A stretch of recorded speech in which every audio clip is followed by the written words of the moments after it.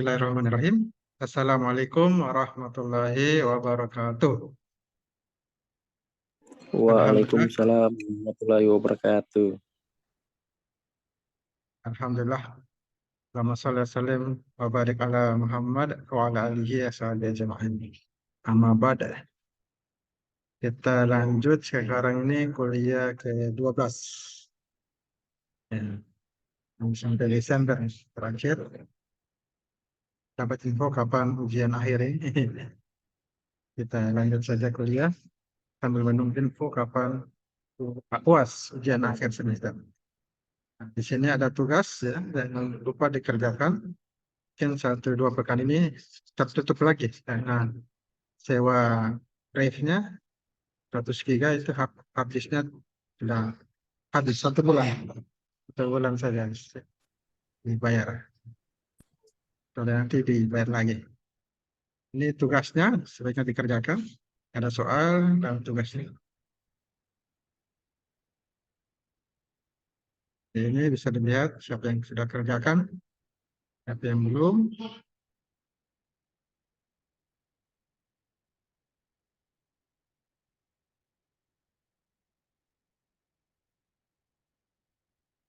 Asik.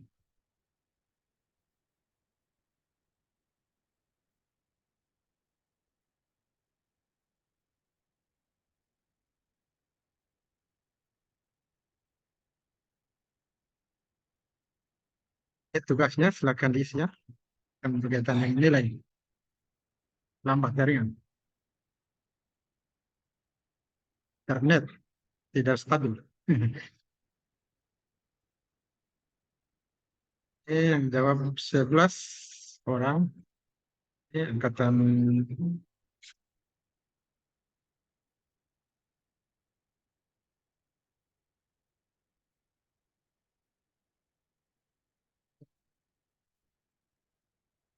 lalu.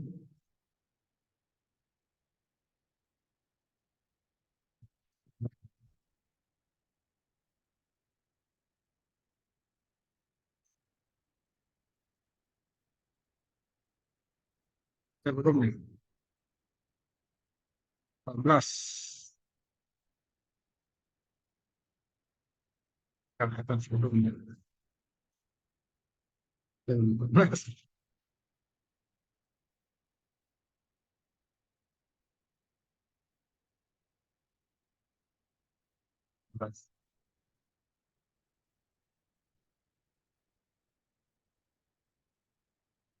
Ya, belum ada yang kerjakan. So, sekarang kita masuk kepada materinya. Ini tentang perencanaan geometrik bandar udara. Ini ada materi yang panjang, sekitar 80-an slide. Perencanaan geometriknya di halaman 60 sampai 80-an. Bahas juga pembahasannya. Banyak ya pembahasannya. Ini materi yang sedikit, kita bisa lihat di sini. Pada kasus bandar udara Dubai, Al Maktoum, sebelumnya pernah dibahas. Kita akan lihat geometriknya, geometrik jalan, taxiway. Nah, karakteristik runway ini ada 7. Ini juga bisa dilihat pengertian juga sebagian istilah-istilah geometrik jalan. Ada clearway, di ujung bandar udara. Yang ada di ujung bandar udara tidak punya struktur perkerasan, tidak diaspal, dari beton. Di bawah penguasaan bandar udara digunakan apabila dalam keadaan darurat. Itu namanya clear way. Istilah. Ada stopway. Apa itu stopway? Ya, daerah tambahan di ujung runway. Sama juga di ujung yang diperkeras dan harus mampu menahan beban pesawat yang berhenti. Pesawat akan berhenti. Jadi itu namanya stopway, ujung runway. Ini ada pembahasan runway dan safety area, yaitu yang sengaja dikosongkan untuk menghindari kecelakaan pada saat pesawat melakukan pendaratan. Ada yang dikosongkan. Ini ada blast pad. atau glass pad. Nah, untuk menahan erosi permukaan di sekitar ujung runway akibat adanya jet blast. Bentuknya dapat dengan perkerasan atau dengan rumput biasa tanpa perkerasan. Nah, ini ada juga strip runway. Ini bagian-bagian karakter dari runway ya. Beberapa. Ini kalau strip runway mencakup perkerasan bahu dan daerah di luar itu yang diratakan dan diatur drainasenya. Jadi area ini mampu menahan jika pesawat tergelincir. Itu straight runway. Bahu di samping kiri kanan perkerasan. Oh jalannya kalau di jalan biasa. Ini untuk menahan erosi. Untuk mengakomodasi lalu lintas peralatan buat pesawat dan penumpang. Masuk struktur perkerasan ini untuk menahan beban pesawat secara langsung bagian dari runway. Semua ini runway, ada 7 hal ya. Runway. Masuk ya, geometric runway. Nah, kemudian kita masuk kepada lebar taxiway. Taxiway itu adalah jalannya antara runway dan apron. Dari apron menuju runway atau dari runway menuju apron. Nah, ini lebarnya sudah ada, lebar minimumnya. Untuk kode letter A, B, C, D, lebarnya sudah ada. 1,5, 10,5, 18, atau 23. Nah, ini untuk kelandaiannya, berapa persen landainya, miringnya berapa persen. Untuk taxiway yang sudah ada juga, bahkan 3% atau 1,5% landainya, miringnya 2 atau 1,5%. Tergantung pada letternya A sampai E. Ini letaknya, kalau taxiway itu sendiri bagi beberapa. Ini dijelaskan ada entrance taxiway dan exit taxiway. Kalau entrance taxiway itu taxiway yang terletak di ujung runway. Jalan masuk pesawat terbang akan menuju runway. Exit taxiway berfungsi memperpendek bangunan runway saat pendaratan. Ada juga namanya paralel taxiway, apron taxiway, dan cross taxiway. Istilah-istilah dalam bandar udara. Apa itu paralel taxiway? Nah, taxiway juga, namun sejajar dengan runway menghubungkan taxiway biasa dengan apron. Panjangnya sama maupun kurang dari panjang runway. Begitu, paralel taxiway. Dia sejajar dengan runway. Ya. Panjang runway, begitu juga dia terus lanjut taxiway menuju ke apron. Apron taxiway itu terletak di dekat apron. Taxiway-nya dekat apron dibedakan atas 2. Terletak dekat apron sebagai jalan pintas pesawat dari apron ke tempat pesawat akan diparkir, dan taxi lane bagian dari apron yang diperuntukkan bagi jalan hubung ke area parkir. Nah, kemudian cross taxiway. Nah, ini adalah taxiway. Semua ini membahas taxiway. Hanya untuk cross ini berfungsi menghubungkan 2 runway. Nah, 2 runway yang berdekatan sehingga pemanfaatan kedua runway dapat dilakukan secara optimal. Ada 2 runway. Cross taxiway yang menghubungkan 2 runway tersebut. Ini yang terakhir passenger fleet, ya, jenis pesawat ya di bandar udara tersebut. Nah, Airbus, ya, jenisnya ini Airbusnya ada Boeing, itu 200, 300 dan seterusnya. Kapasitasnya juga ada. Ini sekilas tentang materi yang geometrik jalan. Ini taxiway, khususnya geometrik untuk taxiway. Jadi, untuk lebih bagusnya segera apa namanya dihitung, segera dikerjakan tugas besarnya supaya dipaham tentang perencanaan geometrik jalan. Kalau ini geometrik jalan bandar udara. Kalau bandar udara ada tugasnya tidak? bandar udara. Belum dapat informasi ya? Ada tugas besarnya atau tidak bandar udara? Saya belum dapat informasi. Yang ada itu geometrik jalan sama saya. Oh ya, bandar udara juga ada. Ada tugas besarnya. Jadi diharapkan segera dikerjakan tugasnya karena sudah mau ujian ini. Itu ada nilainya 1 SKS. Jadi sama dengan 1 mata kuliah. Untuk berikutnya mungkin sudah disatukan tahun berikutnya. Jadi rugi kalau tidak program ambil mata tugasnya tadi kerjakan. Karena kalau tidak lulus berarti ambil lagi tahun depan.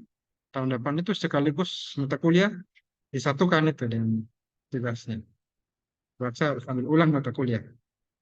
Sebaiknya dikerjakan tugasnya, tugas besarnya secepatnya supaya bisa selesai.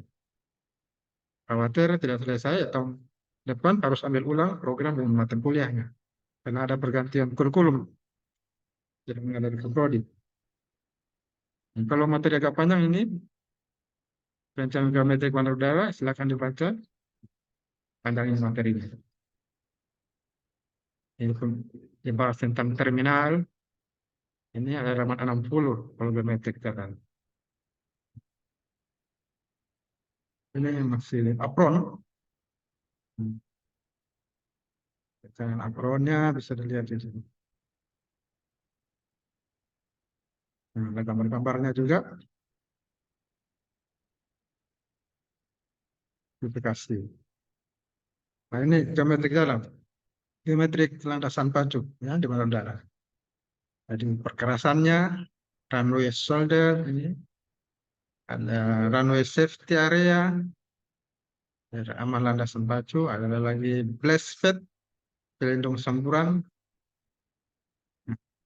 Ini bisa dilihat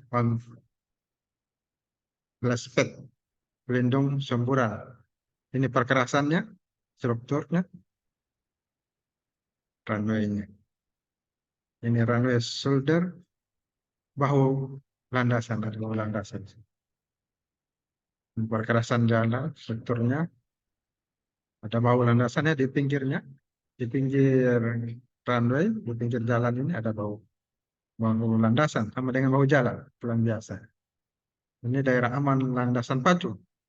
Jadi yang berumput-rumput setelah jalan, bahu jalan, bahu landasan ke sini ada landasan pacu, daerah aman, runway safety area ini tidak digunakan. Ini bagian-bagian landasan pacu. Ini ada soal geometrik landasan pacu. Jawabannya tadi di tugas itu ada juga soal ini, soal ini dan diharapkan bisa menjawabnya karena sudah ada di sini jawabannya. Ini komponen pada runway untuk lebarnya, panjang base lebar daerah. Tinggal dilihat ini 1, 2, 3, 4 atau 5.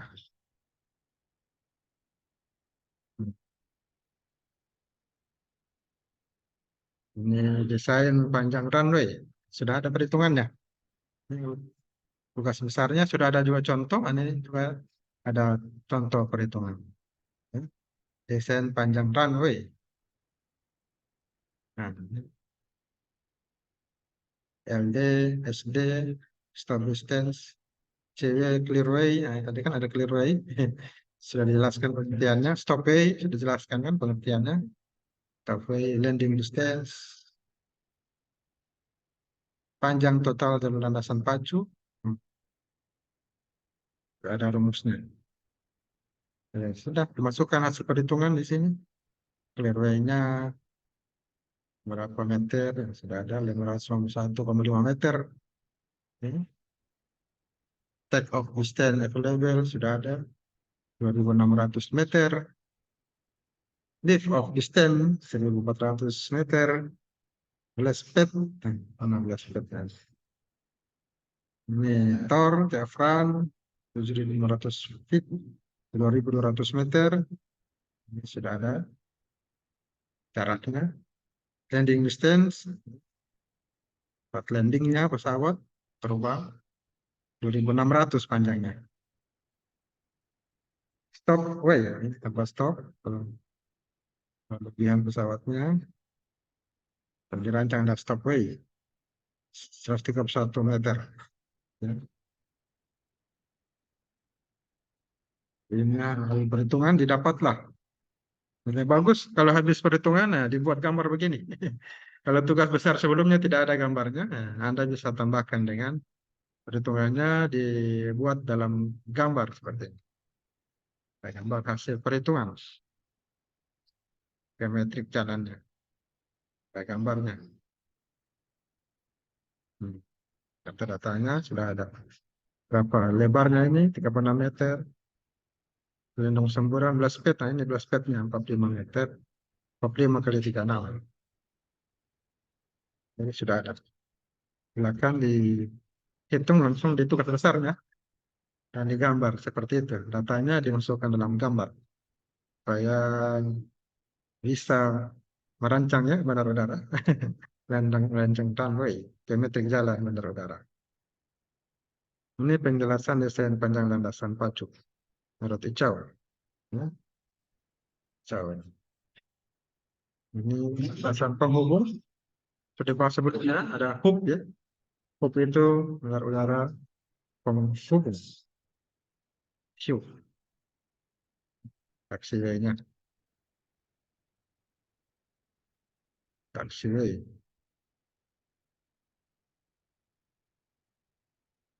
Kalau lewat. Ini gambarnya masih. Ini penghubung ya, taxiway. Berkaitan dengan taxiway. Bukan bandar udara penghubungnya, tapi taxiway. Yang dimaksudkan penghubung antara runway dan apron.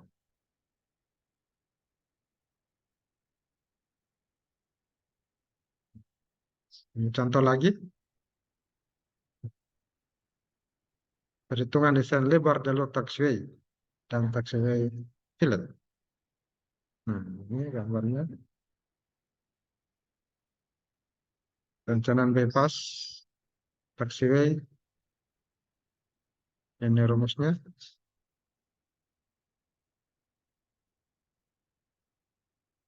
Ini contoh perhitungan desain tikungan. Ya, tikungan juga ada di desain seperti mata kuliah geometrik jalan. Juga ada apa? Alignment horizontal ya, dan tikungan. Dan horizontal tikungan atau trase jalan. Nah, ini ada juga desain tikungannya. Ini contoh soal jawabannya. Jadi demikian tentang geometrik jalan. Kemudian saya tutup dengan materi untuk pengembangan karakter ya. Jadi tujuan pendidikan kita ini diharapkan bukan hanya ilmu pengetahuan, benar-benar tahu, tapi juga bisa terbentuk akhlak, akhlakul karimah, akhlak yang mulia. Dan akhlak yang terbaik itu ada bisa diambil contoh pada para nabi. Nah, mari kita terapkan akhlaknya dalam kehidupan kita sehari-hari. Kita diarahkan ini dalam pendidikan tujuannya membentuk watak. Ya. Ya, dalam hal ini juga di sini menjadi manusia beriman bertakwa kepada Tuhan, berakhlak mulia. Dan sambil kita sehat, berilmu, saya ilmu bandar udara juga berakhlak mulia. Dan kalau tidak berhasil terbentuk akhlaknya seseorang, mahasiswa, maka pendidikannya belum berhasil. Nah, tidak terpenuhi tujuan pendidikan nasional. Jadi harus ada materi akhlak setiap materi. Harusnya dosen-dosen itu mengarahkan agar memiliki karakter, watak atau akhlak yang baik. Nah, pada kesempatan ini kita akan mengambil pesan hikmah dari Nabi Yahya alaihissalam, di mana beliau ini adalah putra dari Nabi Zakaria yang meneruskan dakwah.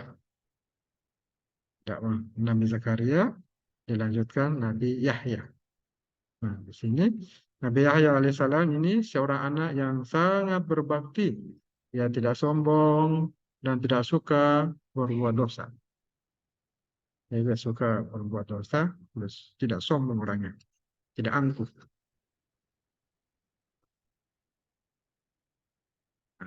agak lambat jaringan. Nabi Yahya alaihissalam ini bersama Nabi Isa alaihissalam berada di langit kedua. Beliau saat itu Nabi Muhammad SAW berisra Mi'raj. Isra itu dari Makkah ke Palestina. Mi'raj dari Palestina, Masjid Al-Aqsa ke Sidratul Muntaha, ke langit. Nah, ketika langit kedua bertemu dengan Nabi Yahya dan Nabi Isa alaihissalam, langit kedua. Jadi luar biasa tempat Nabi Yahya ini di langit kedua sama dengan Nabi Isa alaihissalam. Nah, ini Nabi Yahya ketika dipanggil teman-temannya, Yahya, kemarilah, ayo kita bermain bersama-sama. Jadi ajak bermain apa yang dia sampaikan, Nabi Yahya ini yang kecil, Nabi Alaihissalam yang kecil menjawab dengan santun bahwa kita ini diciptakan tidak untuk banyak bermain. Jadi diciptakan manusia bukan untuk banyak bermain, tapi untuk beribadah kepada Allah. Tidak untuk menyembah Allah. Beribadah. Masing-masing kita punya cara beribadah.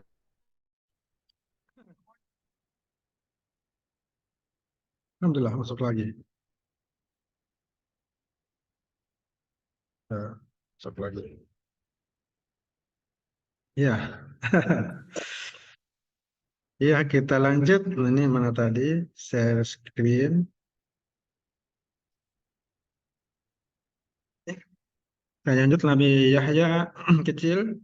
Masih kecil saja dia sudah sampaikan sama teman-temannya yang sering bermain, ya supaya jangan banyak bermain. Kita ini tugasnya beribadah di muka bumi, di dunia ini. Ibadah pada Allah. Ya. Kemudian setelah besar ini, kemudian suatu hari Bani Israel berkumpul di Baitul Maqdis mendengarkan Nabi Yahya alaihissalam berkhutbah. Jadi mereka berkumpul mendengarkan dakwanya Nabi Yahya alaihissalam. Jadi banyak juga pengikutnya Nabi Yahya. Nah ini waktu kecil, kembali ke masih kecil. Ayahnya ini mencari Nabi Yahya alaihissalam suatu tempat.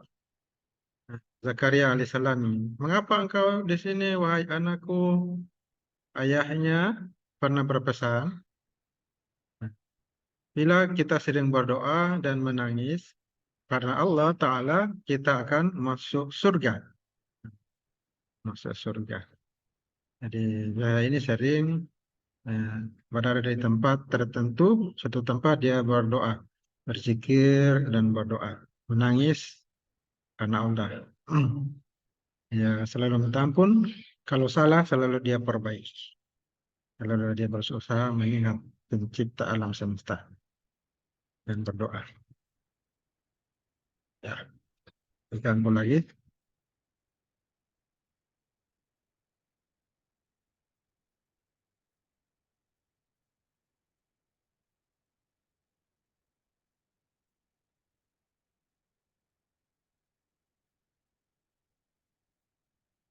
Tapi masih aktif ya Zoom-nya ini?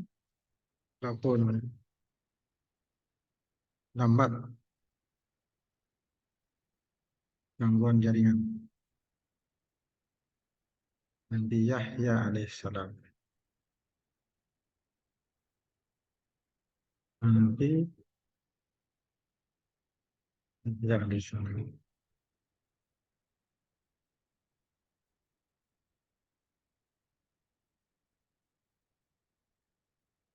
Stop share. Share kembali. Nah ini, Yahya alaihissalam.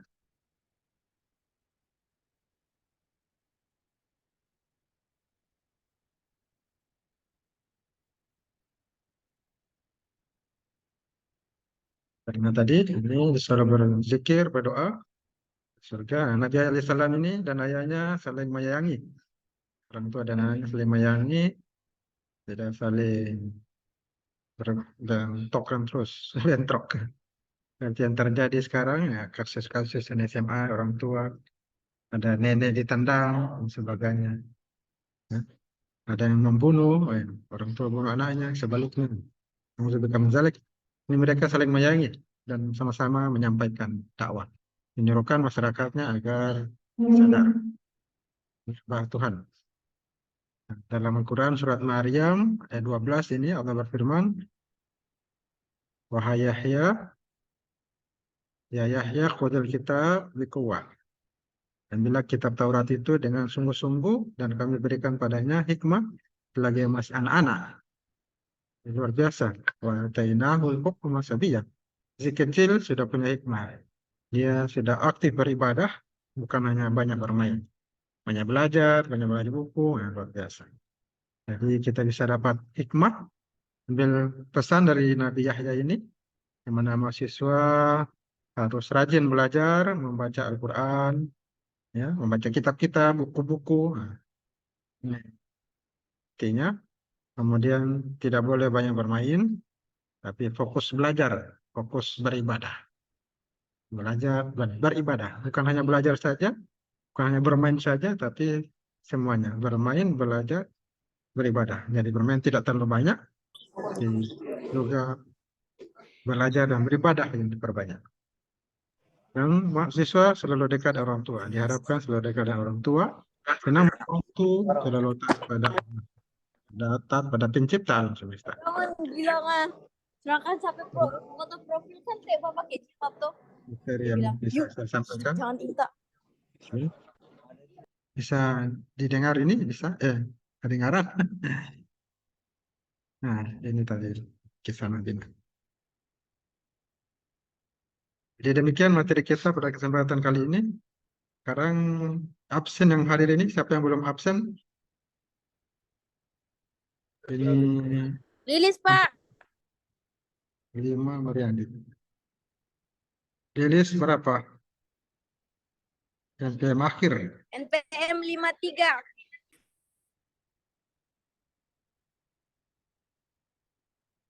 Ya. Siapa lagi? Daudi Yusri 78. Saya, Pak. Ya. Siapa? NPM. NPM akhirnya berapa? 54. 54. 34. Hah? 34. Iya, Pak, 54. Putri Ogina, Pak, 34. 54. Ray Panji ini? Iya, Pak. Oh iya. Iya. Siapa lagi? Siti Nurfadila berapa? Tidak ada. Fitriani Loba 61. Pak Bakti, Pak. Ada NPM 32. Jaringan nge-lag, Pak. 32. Ya. Ya. Rifandi, Pak, 33. Ya, tak keluar anjing. Tadi ya. Sudah, 33. Siti Nurfadila Imlo berapa ini? Itu tulis 47, Pak. 47.